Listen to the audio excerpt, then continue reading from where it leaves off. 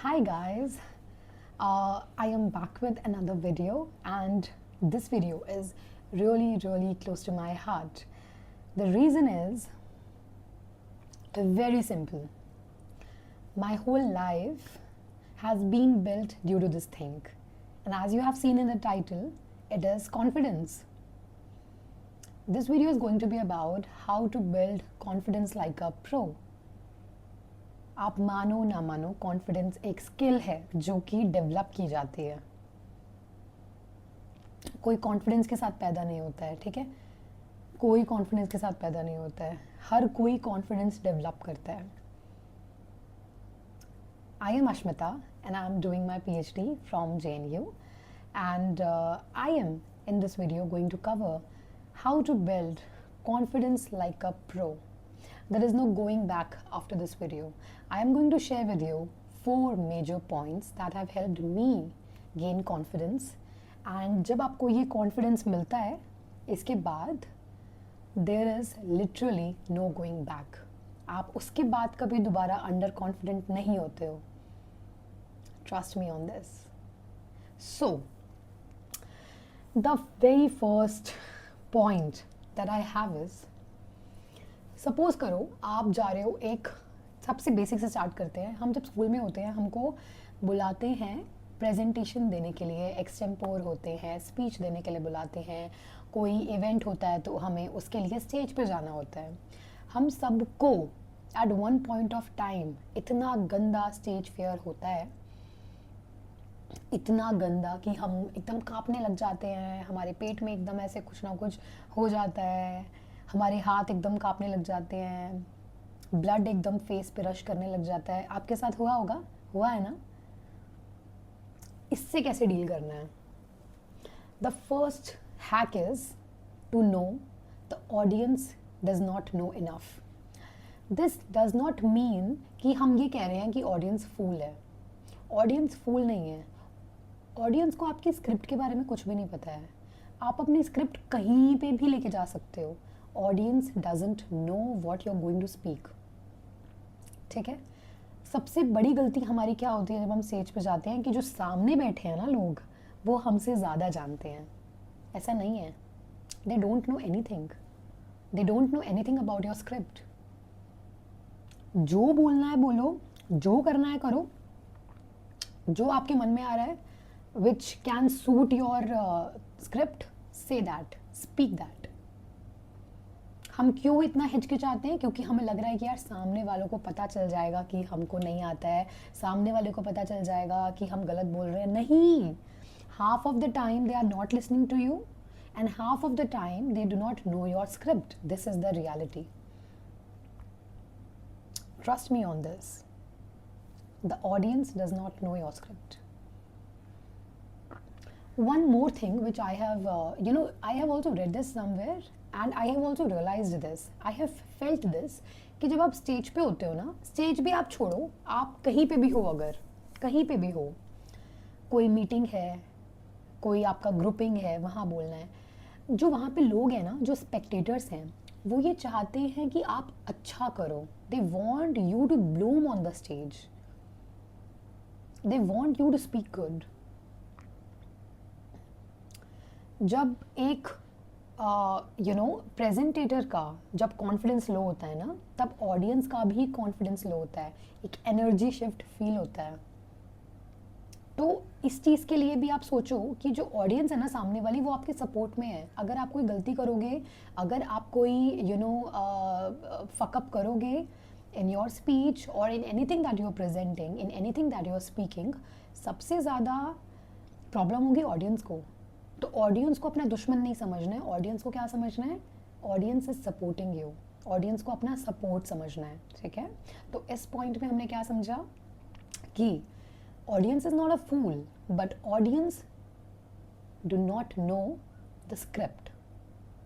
जब आप प्रेजेंट कर रहे हो, उनको नहीं पता कि आपको क्या आता है, क्या नहीं आता है. आप जो बोल रहे हो वो आपका एक फैक्ट है, एक ओपिनियन है.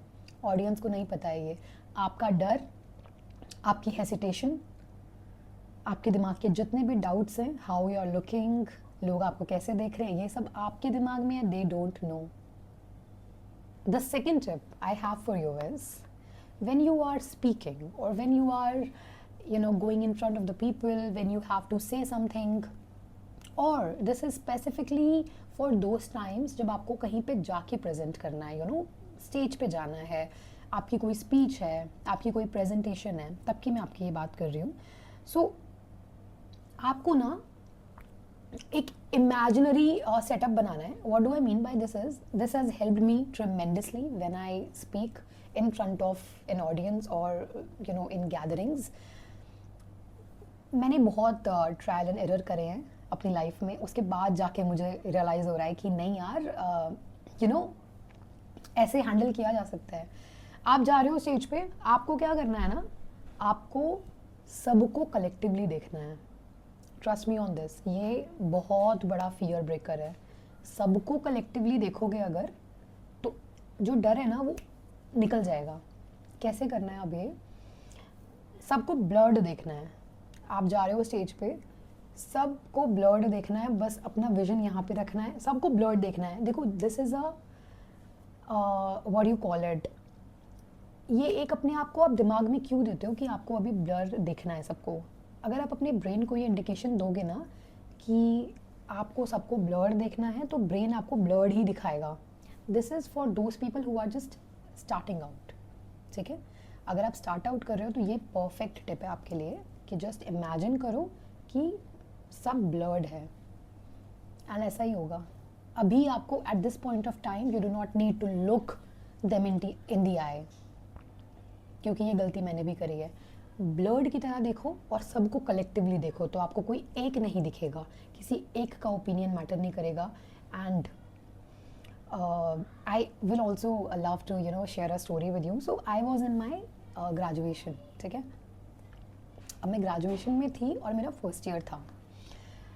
उस टाइम पे मैं अंडर कॉन्फिडेंट तो नहीं बोलूँगी अपने आप को, बट हाँ मैं उतनी ज़्यादा कॉन्फिडेंट नहीं थी, क्योंकि मेरे जो पीयर ग्रुप था ना मेरा, उसमें बहुत अच्छे अच्छे स्पीकर्स थे, उसमें बहुत अच्छे अच्छे लोग थे जो बहुत अच्छे अच्छे स्कूल से आए थे. मैं तो बहुत एवरेज स्कूल में पढ़ी हुई हूँ, बहुत नॉर्मल से स्कूल में पढ़ी हूँ.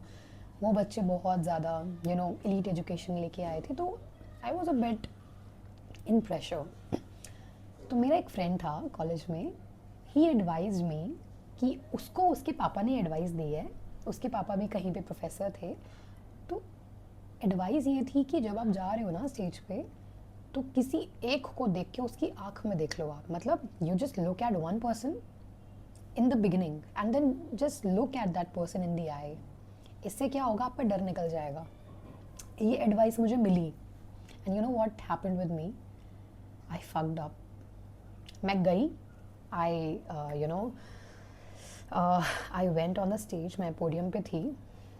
मैंने पहले जो बैठा था आगे फर्स्ट बेंच पे, मैंने उसकी आंखों में देखा and guess what I did, I fucked up. मैं डर गई, मैं भूल गई मुझे बोलना क्या था.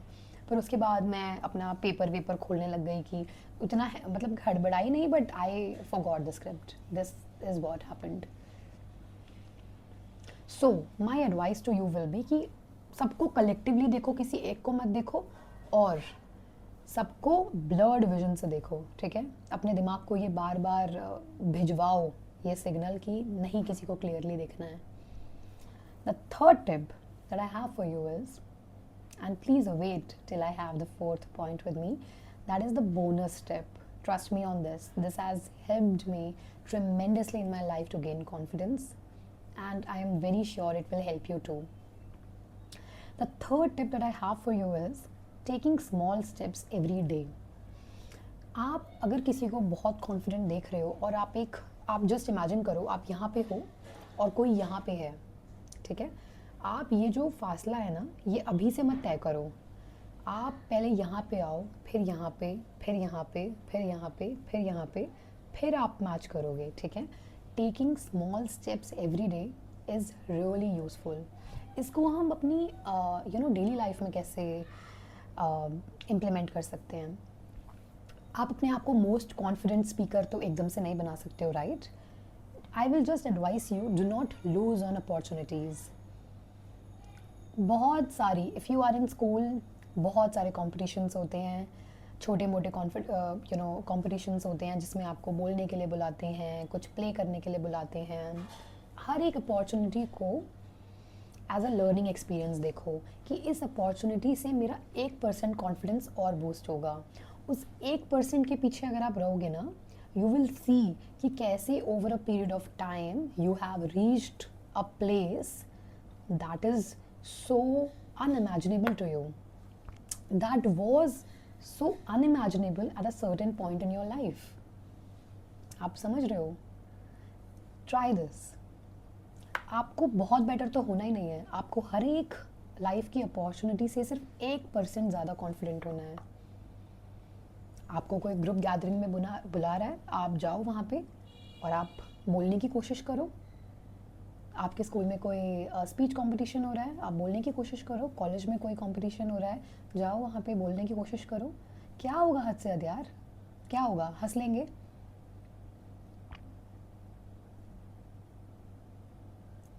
है ना?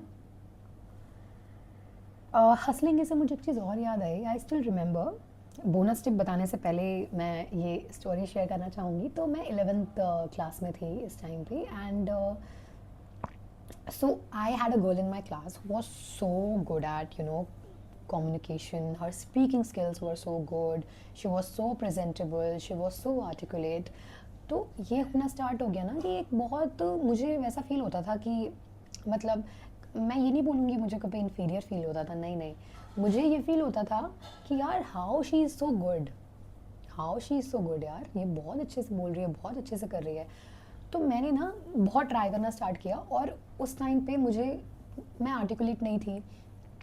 आई रिमेंबर कोई टॉपिक दे दिया था सर ने हमारे, कुछ कुछ सबको एक एक टॉपिक दे रहे थे सर, कोई क्लास में कोई टीचर आ रखे थे, तो उसको दिया टॉपिक, ठीक है, उसने बहुत अच्छे से बोला। मेरे को दिया टॉपिक, मुझे उस टॉपिक के बारे में कुछ नहीं पता था, कुछ भी नहीं पता था।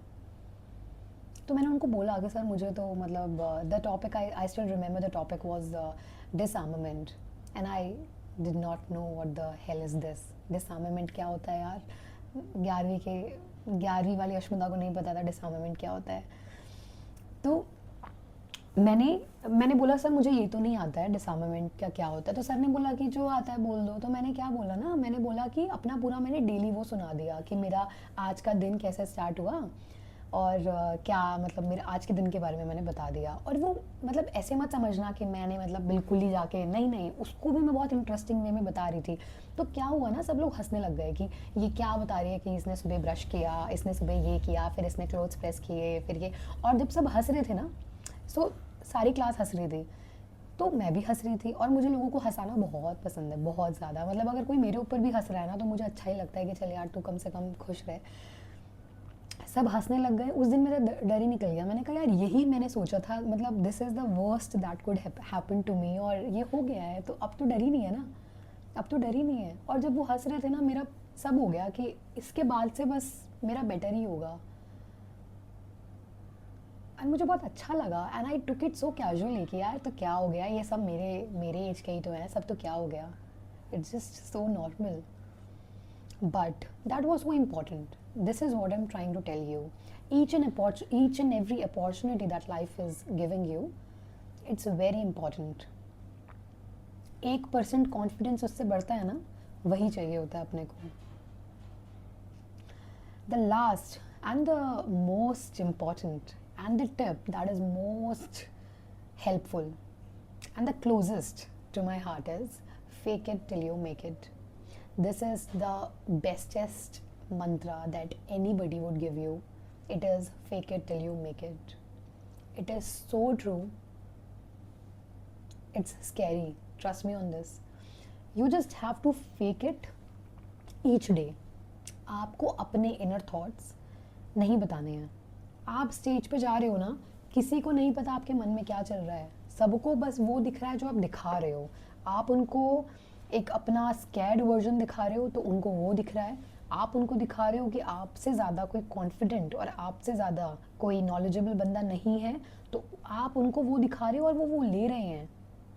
Until and unless you are not doing the most dumbest shit on stage, audience आपको बहुत समझदार समझती है। ठीक है? तो इतना फेकनेस ला दो ना कि अरे हाँ मैं तो बोल लूँगा यार, मेरे में तो यार मैं तो बोल लूँगा, मुझे बहुत ईजी लगता है। It's everything is in your language. आप बस बोलना स्टार्ट करो। आप बोलो कि कोई आपसे बोल रहा है कि यार ये काम करना है, ये इतने लोगों के सामने प्रेजेंट करना है, ये इंटरव्यू है। अरे हाँ यार, इंटरव्यूज़ तो यार मेरे बाएं हाथ का खेल है। अंदर से आपकी, you know what I mean, अंदर से आपका हो रखा है पूरा काम तमाम, लेकिन बोलना क्या है आपको कि अरे यार इंटरव्यू तो यार मेरा बाएं हाथ का खेल है। सामने वाले को पता मत चलने दो कि आपको इस चीज़ से डर लगता है।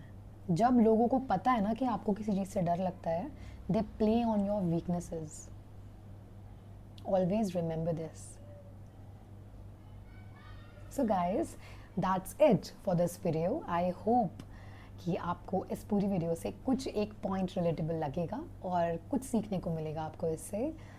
This video is really going to help you if you implement even one single of the tip that I shared with you. अगर आपको लगा अच्छा, please consider subscribing to my channel, Ashmita being Ashmita, and that's it for this video. Bye bye.